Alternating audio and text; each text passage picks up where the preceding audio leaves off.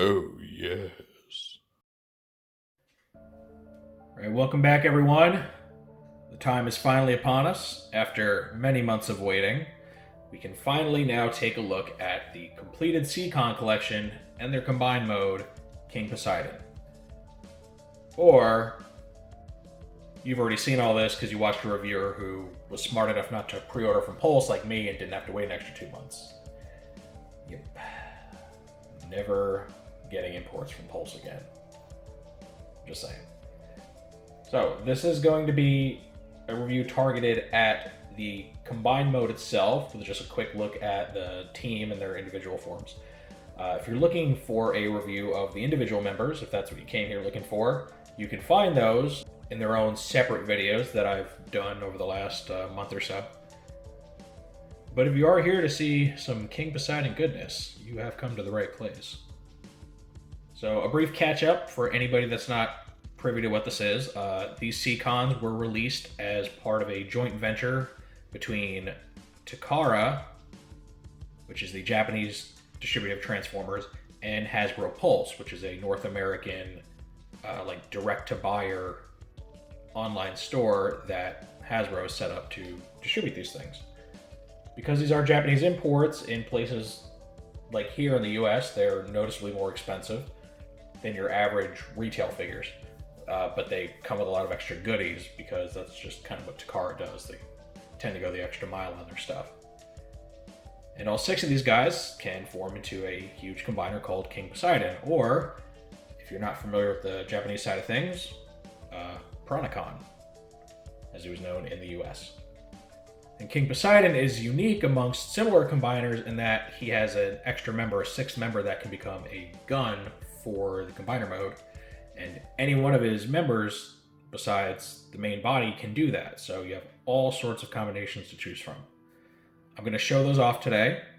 Just a bunch of different ways you can assemble King Poseidon. Though I will put a special emphasis on his official modes, both the Japanese configuration and the Western configuration for Piranacon. And with that little bit of catch-up out of the way, let's begin. Before you see the 6 Seacons, and from left to right, you have Kraken, also known as Seawing, Lobclaw, also known as Nautilator, Turtler, also known as Snaptrap, and you have Overbite here, Tentakill in the back, and then all the way on the right is Gulf, or Scaler, as he's known in the West. These are all their beast modes, and they're all based on, some kind of blend of like sea monster and real-life sea animal. And you can see they're very colorful, but you do see a lot of pink and greenish blue and stuff between them. They do have a somewhat unified color scheme. And now let's switch them over to their respective robot modes. Okay, and here are our guys in their robot modes. Just one last look at them together as a team before we make them one. And overall, it's very satisfying to see this. This is a team that a few years ago, I think a lot of people just thought we're never going to get. Like once Combiner Wars ended, and then especially once Power of the Primes ended, it seemed like hope was fading that we'd ever get the Seacons. And Takara decided to finally deliver the goods there. Now, obviously, because it's an import, it's more expensive than I would have liked. A retail release would have been a little more palatable to the bank account, but the retail release wouldn't have given us the extensive retooling and all the extra accessories that these guys have. If Hasbro had done a Piranacon, it probably would have been much closer to like a Power of the Primes combiner, which not ideal. Those were very lacking. And the combiners themselves just didn't even have weapons, so yeah. So take one last look at these guys as individuals, because now we're going to combine them. Okay, so because I never showed Turtler's transformation to his torso mode in his own review, I'm going to do that part now. If you need to see any of the other transformations for the limb or weapon modes, those are found within the individual reviews for those figures. So, that being said, go ahead, remove his sword. I'll leave that later. Remove his little shield. I'll just kind of hold on to it. Now, I'm going to take his arms, rotate them all the way up. Boy, that sound his ratchets make really scare me. Again, like that. Now, take these, rotate them, just kind of pull them back, like so. Same thing here. Like that. These are becoming the combiner legs. Now you want to take this section, just kind of lift it up, spin it around, leave it out for a moment. You're going to remove these cannons, set them aside, move this part away, lift this back panel off besides the head, turn his head around, stick it down in there, and close this panel back up. Then you're going to take his legs, turn them outward, like so. Open these up, out of the way. Flip his feet back in until they lock back in place.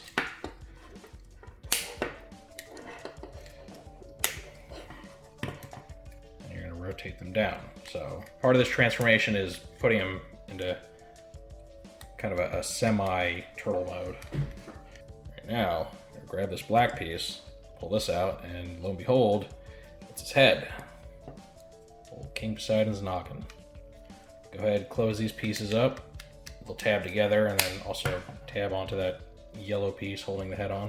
Now this turtle bit here, see this notch kind of going across the top? It's going to go around this tab right here. So you just push it down on there. Make sure it's nice and straight. Like so. Now, we need a few things. First of all, we need these cannons. Now, I'm going to do something that the instructions do not call out for, but I'm, 90% sure this was intentional. So these cannons, they extend like that. Now, nowhere in the instructions does it tell you to do that. However, if you don't extend them before you put them on this guy's back, they end up looking really dinky in comparison to his much larger body. So, put them on there. And then we're going to pull this panel out, spin it around, push it down all the way, like that. Pull this one out. So do the same thing here. Just kind of pull it out, spin it, push down. See how much better they look? Otherwise they'd be like barely sticking up over his shoulders. So you got that. Now we need to attach the chest piece. So you're going to fold this in all the way. These bits, you're going to swing out as far as they go. And then you're just going to use this and this to plug it in right here. And then you're going to see some tabs on this little chest plate. They're going to plug into his shoulders, or the robot legs, however you want to look at it. Make sure they go in all the way. Have a tendency to pop out a little.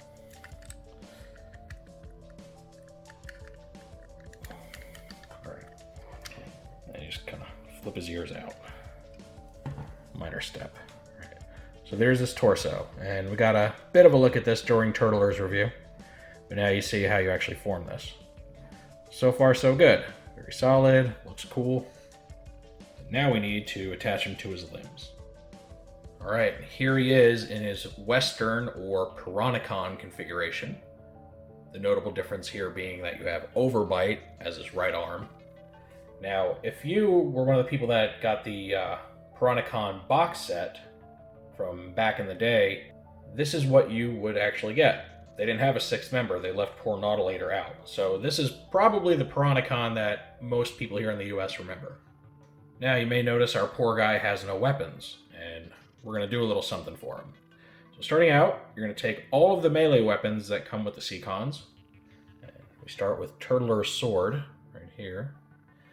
Then you take two smaller swords. You're going to attach them on the top. You see there's two ridges right here, and there's two grooves on the inside of these. And you want this handle to rest kind of down inside of that little design there. So you get them both in there. Make sure they're lined up correctly. And you just push them together, nice and tight, like this. And the next ones you take are the axe pieces. You just plug them onto the sides. You want them pointing up.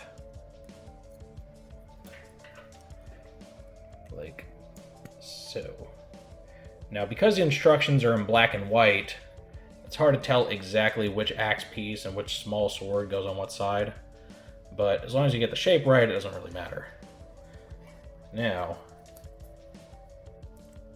you attach this more hatchet-like axe to the bottom, and this forms the full trident. And it's very cool looking, it's very big. But you can't hold it like this.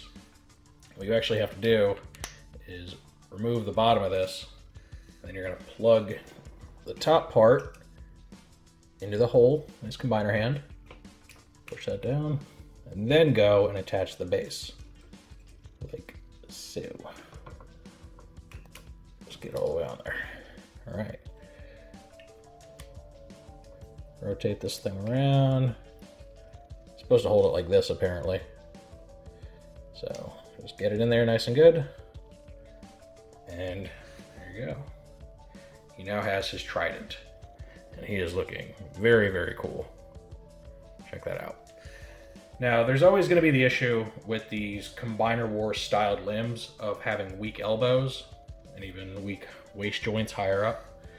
And that's always going to be a concern as far as how much weight they can bear.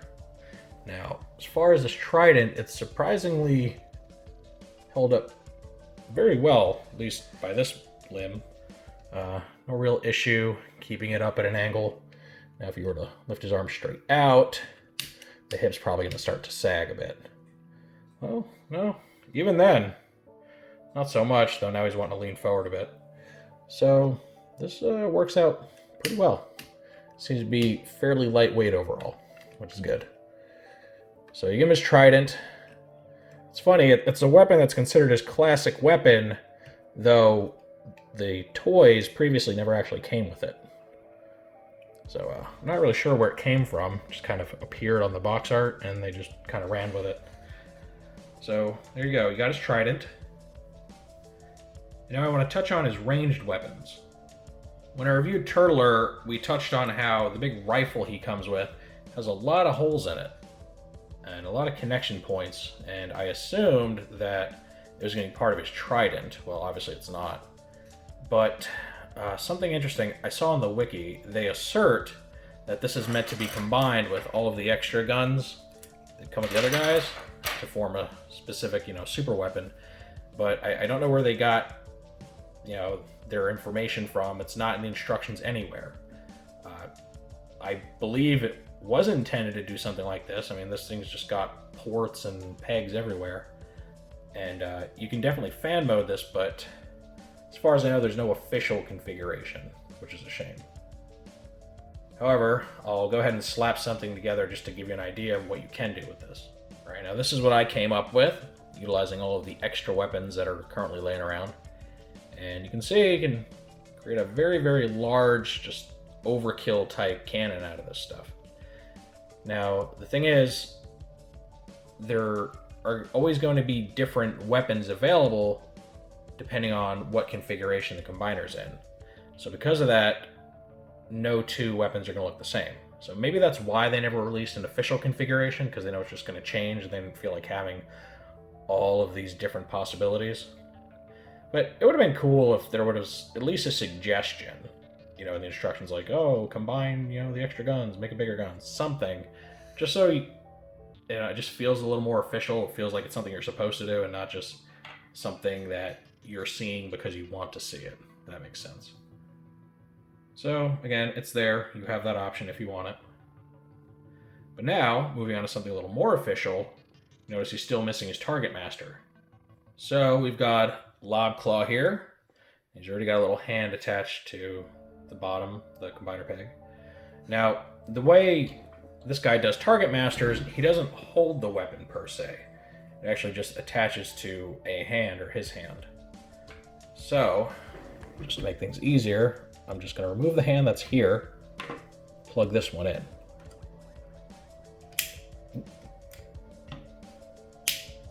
Right the base there. See how quickly that flopped down, huh? There's a lot of weight to be held up here, and that elbow is just not cutting it. So, it's unfortunate, but it's to be expected. Everybody who's buying this already knows it's not going to be able to just hold these things up. Now, is that a shame? Absolutely. I just don't know how they could fix it without radically reworking the way Combiner Wars type limbs work. So, fortunately, it's a problem that's kind of here to stay. The best you're going to do is display them just holding the gun down at the ground, or, you know, maybe if you have like a clear display stand or wires from, you know, up in your ceiling, if you want to get real creative, you can find ways to support the weight, but on his own, it's just not going to happen. Now, if you are very careful and you pose him just the right way, you can actually get his two arms to support the weight of one of these. At least, I was able to do this. Now, the problem is, tolerances are always going to vary between different figures and even different copies of the same figure. So, you can see, there's nothing supporting the weight of this. The reason I got his feet splayed so far forward is because it makes him very front heavy, it makes him want to fall over. And because of the very smooth surface I'm working on, he just has a tendency to slip around. But I was able to make this work. So it's possible. You can get him kind of two-handing these big things and make for some dynamic poses.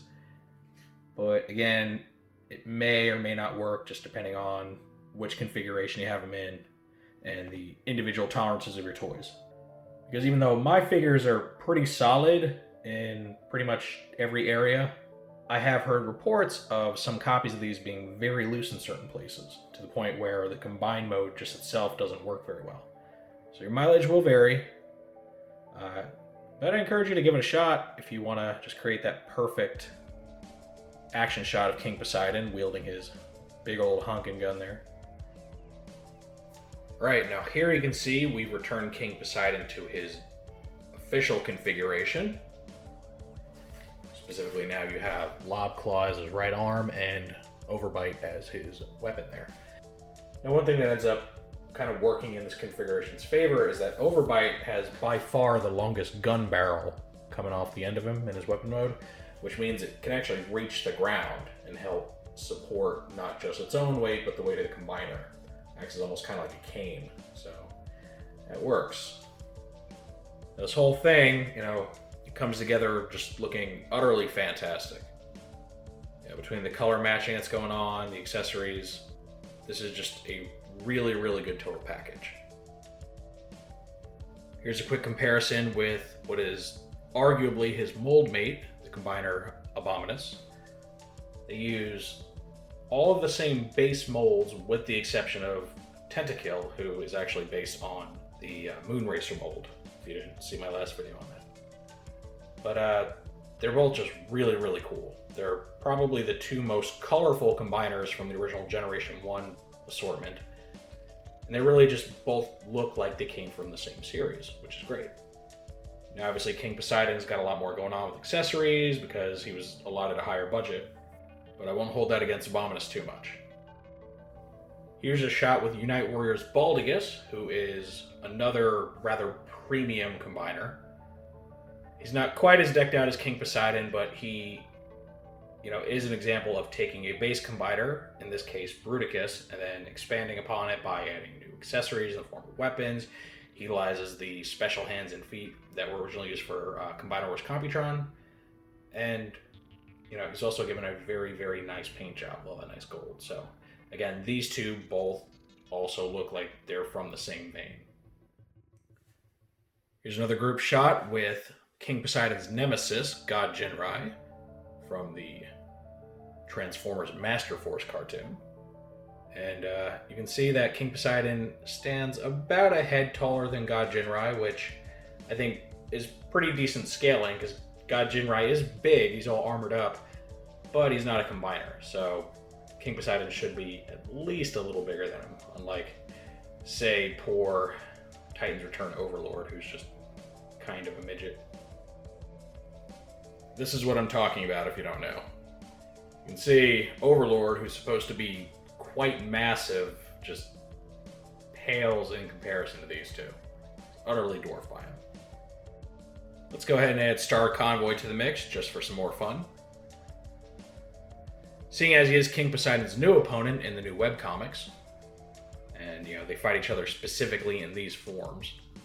So, yeah, really, the only thing we're missing is the Super Megatron, who hasn't been released yet, but he's the other major player from those comics. So once we get him, we can have fun, reenact all kinds of scenes. So now, for some fun, I'm going to go ahead and just kind of shuffle the limbs around several times, just so you can see how they all work on their own individual merits, as part of a bigger combiner. So let's go ahead and do that. Okay, so we're going to do this clockwise, just have all the components go around kind of in a circle. Now, this specific configuration, this really wants to lean forward a lot. Took a lot of posing to get this to stay upright. And I think the biggest reason for that is if you look at who's making up the legs right now, you have Kraken and Tentakill, who are structurally the weakest leg components. They have too much give kind of around the middle area of, their whole body. And that's really showing here because he is right now being balanced perfectly. If I went and tapped this dude, he would just collapse forward very easily. So I wouldn't recommend displaying him in this particular configuration because it's not going to want to stay up. All right, now this setup's a little bit better. It's not quite as prone to flop forward. So yeah, just another viable combination here. All right, this next setup, when it comes to the legs, is much more sound. And again, that's just due to the fact that the leg components are more solidly built. They don't have any give in the middle or anything. And they're even managing to hold this guy up despite the fact that Tentakill's arm mode just naturally bends forward a little bit, putting more weight on the front from Kraken's Target Master mode. Now, one thing you'll notice is that he's not holding his Trident up, and that's because, at least on my copy of Golf, this joint right here, it's not strong enough to support the weight. Bring it up and it just slowly drifts back down. So, that's unfortunate. Now, so far he's the only one that can't seem to hold this up. And, yeah. Your mileage may vary. You might have a Golf with a stronger, bit of knee joints than I do. Now, I do also just want to point out that I really like Kraken's Target Master mode. I think it's just really sleek looking. It's like if the Batmobile was a gun. Alright, so now let's move on to the next one. Alright, now this is potentially the sturdiest combination out of all of them.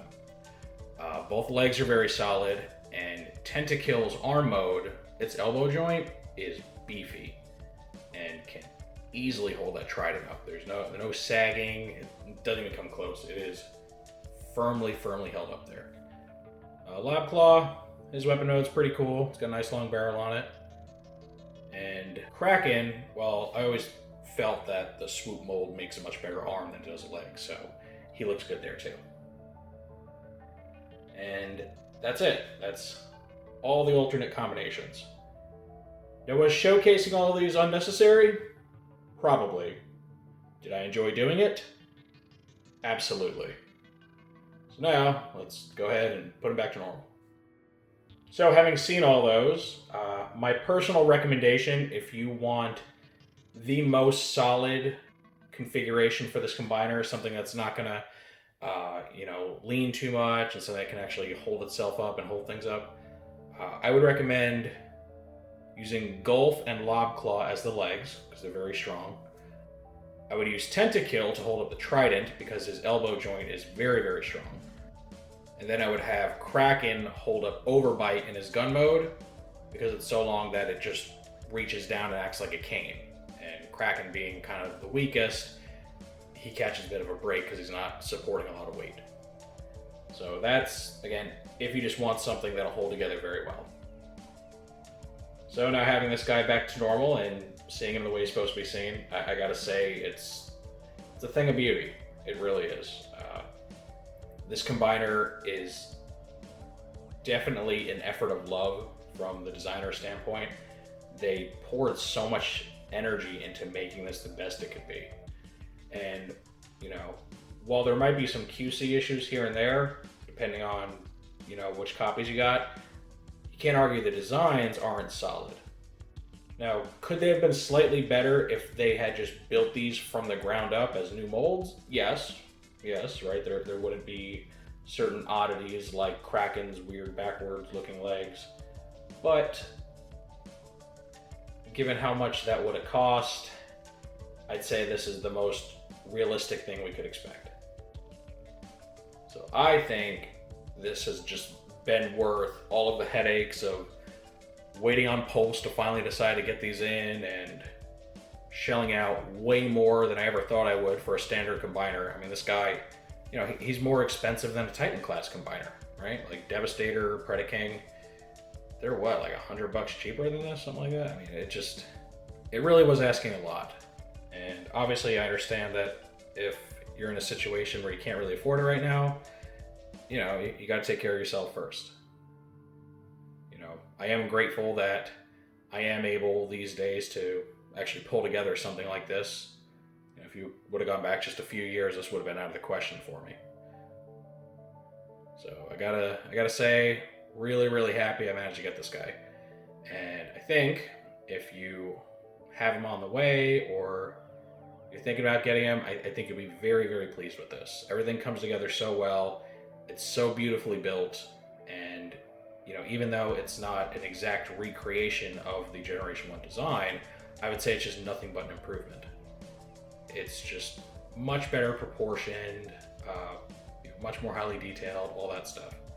I guess if I could have one nitpick, one thing, it would be the lack of dedicated weapon stands for the combiner modes. You know, they kind of cheated it by allowing them to plug into the back of a combiner hand, but the original toy actually had stands for those weapon modes. And that would have been really nice to have. It might have driven the cost up a little bit, but if they're just like single piece, little black plastic stands, I think it would have been manageable. So, now that I've said my piece and I've shown you everything I can about this, it comes to you. What do you think of this combiner? Do you think he's worth the wait and the cost? What things would you have liked to have seen done differently, if anything? And, you know, do you plan on picking this up or do you have it? I'd really love to know what you all think down in the comments section. If you enjoyed this review, make sure to give it a thumbs up. If you want to see more like it or any of my other videos, make sure to subscribe and hit the notification bell so that you always get a heads up when I post something new. I thank you for joining me for this long-awaited look at King Poseidon. I also want to take a second to tease a little video I have coming down the pike that heavily involves this guy. I won't spoil too much, but it's more for fun than anything. But with all that said, I will see you next time.